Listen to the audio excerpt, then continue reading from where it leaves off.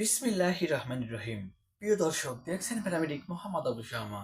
প্রিয় দর্শক, আজকের আলোচ্য বিষয় হলো শীতকালীন সময়ে বাচ্চাদের পায়খানার সমস্যা কিভাবে সমাধান করা যায়, বা যে সমস্ত বাচ্চারা এই শীতের সময় বারবার পায়খানা করছেন এবং যে সমস্ত বাচ্চাদের ডায়রিয়া হচ্ছে, সেই সমস্ত বাচ্চাদের এই পায়খানার সমস্যা কিভাবে সমাধান করা যায়, আজকের ভিডিওটি সেই বিষয়ে।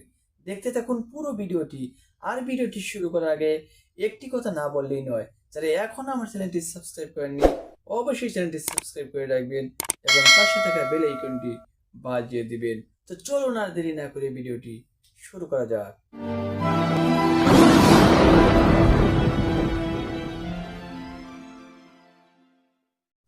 প্রিয় দর্শক, এখন শীতকাল, প্রচন্ড এই শীতে অনেক বাচ্চারা পায়খানার সমস্যায় ভুগছেন। অনেক বাচ্চাদের বারে বারে পায়খানা হচ্ছে। বাচ্চাদের এই পায়খানার সমস্যা আমরা কিভাবে সমাধান করতে পারি? তো দর্শক, বাচ্চাদের এই পায়খানার সমস্যা সমাধান করার জন্য চিকিৎসা হিসেবে আমাদের মোট 2টি মেডিসিন সেবন করতে হবে। 2টি মেডিসিনের মধ্যে প্রথম যে মেডিসিনটি আমরা সেবন করব তা হলো সিরাপ অ্যামোডিস। 2 নম্বর যে মেডিসিনটি আমরা সেবন করব তা হলো সিরাপ জিম্যাক্স।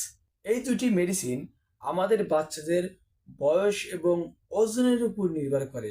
এজন্য আপনারা একজন অভিজ্ঞ ডাক্তারের কাছে গিয়ে আপনাদের বাচ্চার বয়স এবং ওজন অনুযায়ী একটি ডোজ সিলেক্ট করে নেবেন।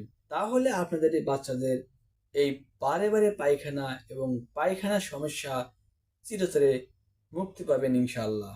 তো দর্শক, ভিডিওটি কেমন লেগেছে তা জানতে অবশ্যই লাইক করে দিবেন।